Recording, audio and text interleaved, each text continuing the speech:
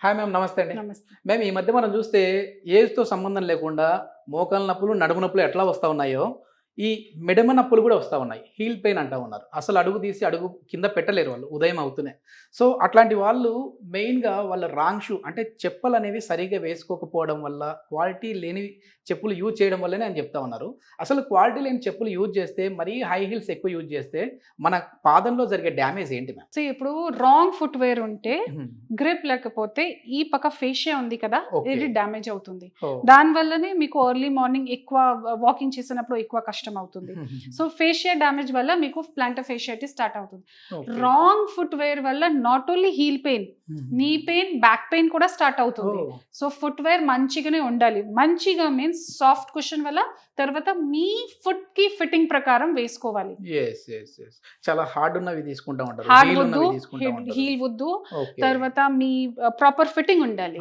దీనికి PRP సూటబులా ma'am? ఈ పాదాల్లో మంటలు కావచ్చు, లేదంటే ఈ హీల్ పెయిన్ కావచ్చు ఉన్న వాళ్ళకి? హీల్ పెయిన్ లో తప్పకుండా పిఆర్పికి రోల్ చాలా ఎక్కువగా ఉంది, మంచి ఆహా. రిజల్ట్స్ ఉంది. అండ్ మంట ఉంటే దానికి రీజన్ ఐడెంటిఫికేషన్ చేయాలి. ఓకే. మంటకి main reason neuropathy. Neuro. Yes. So diabetic న్యూరోపతిలో కూడా పిఆర్పికి రోల్ ఉంది, కానీ Mhm. డయాబెటిక్ న్యూరోపతికి వేరే వేరే ట్రీట్మెంట్ కూడా ఉంది. యెస్. అంటే ఎట్లాంటి చెప్పులు వేసుకోవాలంటారు? కొద్దిమంది అంటే మీరు ఇందాక చెప్పినట్టుగా మాకు హీల్స్ వేసుకుంటే గాని, అంటే హై హీల్స్ వేసుకుంటే గానీ ఆ పెయిన్ అనేది సెట్ అవ్వదు అని చెప్పి కొద్దిమంది అంటుంటారు. వాళ్ళ వైఫ్ అండ్ హస్బెండ్స్, లేదంటే ఎవరైనా కావచ్చు. సో అట్లా హీల్ వేయచ్చా, వేయకూడదు? Heel you can wear, but for short term. Okay. ఓకేనా? సో సపోజ్ ఫంక్షన్ కి party వెళ్ళిన wear. పార్టీ వేర్ ఇది, కానీ మీకు యు నో దట్ 1 hour కి వాకింగ్ ఉంది, ఆ టైంలో హీల్ వేసుకోవద్దు. అండ్ హీల్ కి కూడా వేరే వేరే టైప్స్ ఉంది, అండ్ ఇది వేరే టైప్స్. మీ ఫుట్ టైప్ లో హీల్స్ వేసుకోవాలి. Okay. So there are flat heels and there are wedge heels and there are pencil heels. దాని ప్రకారం they should wear it. Okay. But if you have more standing and ఎక్కువ walking పని టైంలో avoid చేయాలి. ఇప్పుడు hard soul ఉంటది కింద base, అట్లాంటివి తీసుకోవడం వల్ల కూడా ఈ ప్రాబ్లం వస్తుంది. అవును, హార్ట్ సోల్స్ వల్ల కూడా ఇది ప్రాబ్లం స్టార్ట్ అవుతుంది. దీనికి సొల్యూషన్ సర్జరీ అనేది అవసరం లేదు, పిఆర్పితో సరిపోతుంది అంటారు.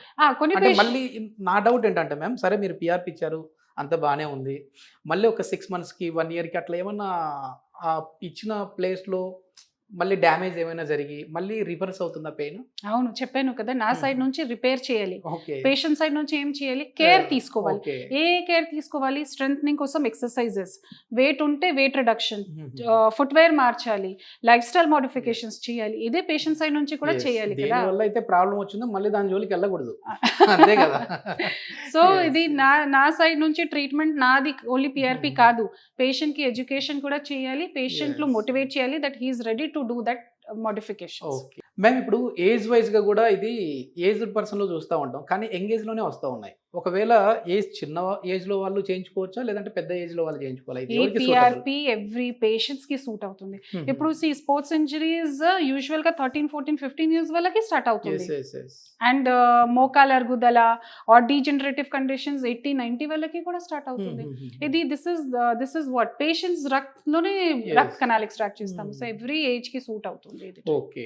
అంటే కొద్దిమంది 60+ ఉన్న వాళ్ళు భయపడుతూ ఉంటారు కదా. సో మళ్ళీ ఇప్పుడు ఈ ఏజ్లో నాకెందుకు, సైడ్ ఎఫెక్ట్స్ ఏమైనా వస్తాయేమో, మళ్ళీ ఆ పాదం దగ్గర కదా, పాదమే తీయాల్సిన పరిస్థితి వస్తుందేమో అని చెప్పేసి అనుకుంటే భయపడే వాళ్ళు ఉంటారు. వాళ్ళకి ఏం చెప్తారు, భరోసా ఏమి ఇస్తారు? ఇదే సార్ చెప్పాను కదా, ఫస్ట్ థింగ్ ఈజ్ ఇన్ నా క్లినిక్ లో first I understand what patients want. తర్వాత ఇది patient is ready to do these lifestyle changes or not. Okay, motivation చేయాలి, then only I will give my treatment. Okay. And like I said, ప్రాపర్గా చేస్తే, ప్రాపర్గా identification చేసిన తర్వాత, clinically correlate చేసిన తర్వాత మిస్టేక్కి ఛాన్సెస్ less than 1% ఉంది. And like I said, నా దగ్గర మొత్తం machines, all machines are licensed, proper machines. So మషీన్లో చూస్తూ కరెక్ట్ ప్లేస్లోనే ప్రికాషన్స్ ఫాలో చేస్తాము. తర్వాత ఫాలోఅప్లో పేషెంట్స్కి పెడతాను కదా, 1 monthలో రివ్యూకి రావాలి, ఆ టైంలో ఎంత ఇంప్రూవ్మెంట్ ఉందా, ఎక్సర్సైజ్ చేస్తున్నారా లేదా, చెప్పులు చేంజ్ చేస్తున్నారా లేదా, ఇది అన్నీ చూసిన తర్వాత మళ్ళీ నెక్స్ట్ స్టెప్.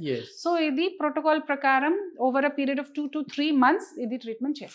ఇది డయాబెటిక్ ఉన్న వాళ్ళలో ఎక్కువ చూస్తుంటాం ఈ ప్రాబ్లం. అంటే డయాబెటిక్ పూట్ అవ్వడము, వాళ్ళకి ఆ సెన్సేషన్ తెలియకపోవడము, దానివల్ల ఏదైనా గాయమైనా పట్టించుకోరు, దాన్ని లైట్ తీసుకుంటూ ఉంటారు. సో అట్లాంటి వాళ్ళకి కూడా పిఆర్పి ఓకేనా మ్యామ్? పిఆర్పి డయాబెటిక్ ఫుట్లో డయాబెటిక్ అల్సర్స్లో పిఆర్పికి చాలా ఇంపార్టెంట్ రోల్ ఉంది. ఓకే, వీ డోంట్ డూ ఇక్కడ నా సెంటర్లో డయాబెటిక్ అల్సర్స్లో పిఆర్పి చేయలేను, కానీ చాలా మంది పేషెంట్స్కి డయాబెటిక్ డాక్టర్స్ చేస్తున్నారా, డయాబెటిక్ అల్సర్ అవుతుంది కదా, దాంట్లో పిఆర్పికి రోల్ చాలా మంచిగానే ఉంది. Okay okay.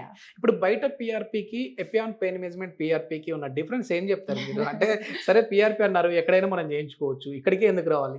నా పిఆర్పికి సిస్టమ్ ప్రోటోకాల్ వేరే ఉంది, నా దగ్గర మెషిన్స్ వేరే ఉంది, నా దగ్గర డాక్టర్స్కి ట్రైనింగ్ వేరే ఉంది. బికాజ్ ఇప్పుడు ఇపియాన్లో లార్జెస్ట్ గ్రూప్ ఆఫ్ డాక్టర్స్ ఉన్నాయి, all are experienced doctors. And ఈ పిఆర్పి ట్రీట్మెంట్ ప్రోటోకాల్ ప్రకారం ఇక్కడే స్టార్ట్ అయింది.